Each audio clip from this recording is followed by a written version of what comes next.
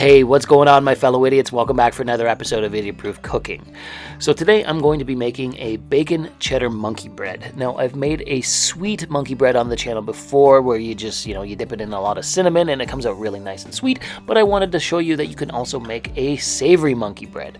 So if we're going to be making a bacon cheddar monkey bread, we should first start off by cooking the bacon. I've got a pack of regular old bacon here, and I have lined my rimmed baking sheet with some aluminum foil. So I'm just going to cut open the pack of bacon here, bear with me, and start extracting the bacon because we're going to cook this. Now you can cook it in a frying pan, obviously that is really straightforward, but I'm more of a fan of the set it and forget it method by just cooking it in the oven.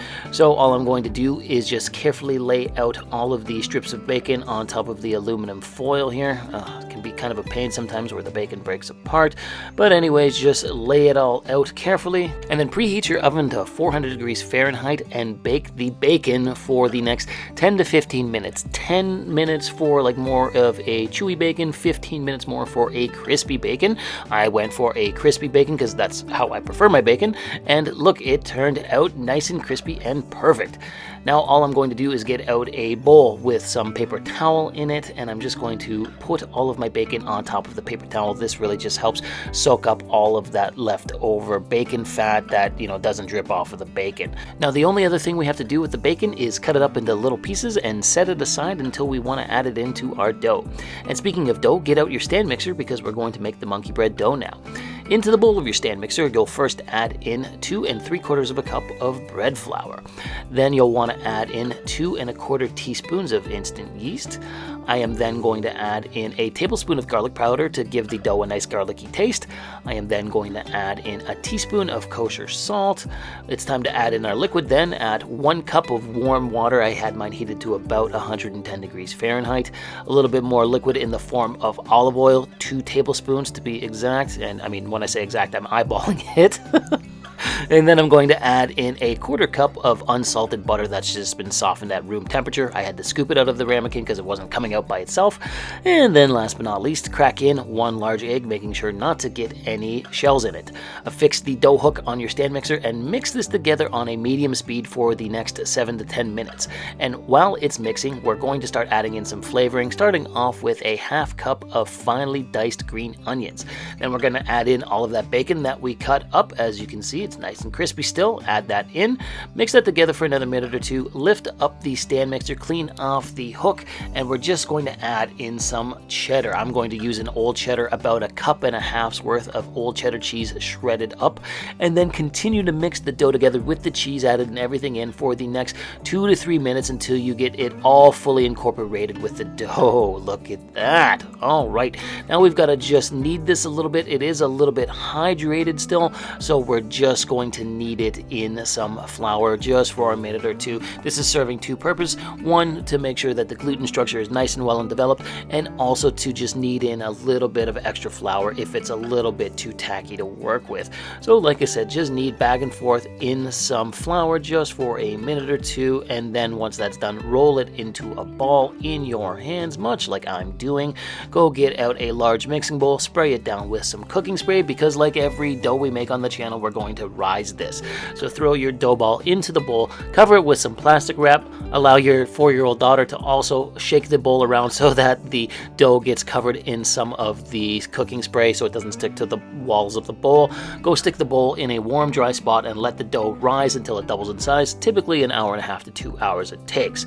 After 2 hours, the dough has risen and it's time to start cutting this up. So I'm just going to deflate the dough with a little bit of a punch and then pull it out. Now, as you can see here, it was a little bit stubborn, a little bit stretchy still, but anyways, bring the dough out and start spreading it out with your hands. You can also roll it out with a rolling pin, but you want to make a large rectangle out of your monkey bread dough because we're going to cut it. Now I've got some melted unsalted butter here and I've got my bundt pan, but I brought those out prematurely because we still have to cut up our monkey bread. So with a pizza cutter, cut both horizontal and vertical strips out of your monkey bread to form little squares of dough. It's at At that point in time, you'll want to bring back your bundt pan and your bowl of melted butter, because we're going to pick up the little squares of the dough and then just roll them into balls, either in like the palm of your hands or with your fingers. All we do then is dunk the dough ball into the melted unsalted butter and then throw the little dough ball into the bundt pan, and repeat the process until you've done that with all of your little squares of dough. As you can see, Rose was very helpful and helped me out with quite a bit of them. She was really excited to help me out on this one. So this is what your monkey bread should look like at this point in time: a bunch of little dough balls stacked up in your bundt pan. Now we've got to let the dough rise a second time, so cover the bundt pan up with plastic wrap again, and then just go stick it in a warm, dry spot to rise for the next 40 minutes to an hour until it comes out looking like this. There we go. All right, it's time to bake this. So preheat your oven to 375 degrees Fahrenheit and bake this for the next 40 to 50 minutes until it comes out looking like that. Hey, oh, look at that. So all we got to do is tip the bundt pan over onto a plate, and there you go. You've got a savory monkey bread. Look at this thing. Let me give you a close-up shot. Oh man, it smells awesome. Like, it smells garlicky and cheesy, and you get the faint hints of the bacon and a little bit of the onion flavor to it. It smells awesome. I can't wait to go in and try this.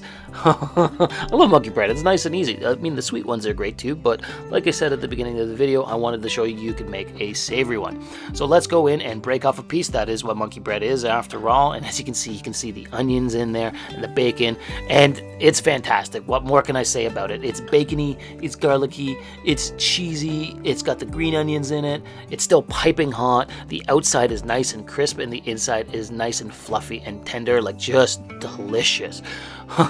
This was awesome to make, and it took no time at all. I mean, like, sure, you gotta wait a bit of time to let the dough rise, but that's really the most time-consuming thing about this recipe.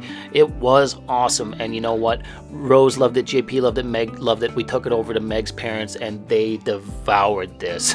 Now, before we wrap this up, let me give you a quick close-up shot of the monkey bread. Look at that, nice and fluffy and crispy on the outside. Oh, it was so good. All of the different flavors combined, it was so good. You should really try this one. I think you would like it.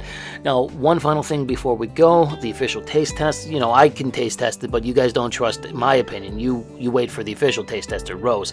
And look at that, just like clockwork. All right, so let's give her the official taste test. Oh, she just wanted to get in there herself. It's a little hot, as you can see, but oh, she dropped it out of her mouth. Well, anyway, she did like it. Well, anyways, let's call it there. If you like what you saw, drop me a comment, like the video, or even subscribe to the channel. Thanks again for watching Idiot Proof Cooking, and we'll see you again next time.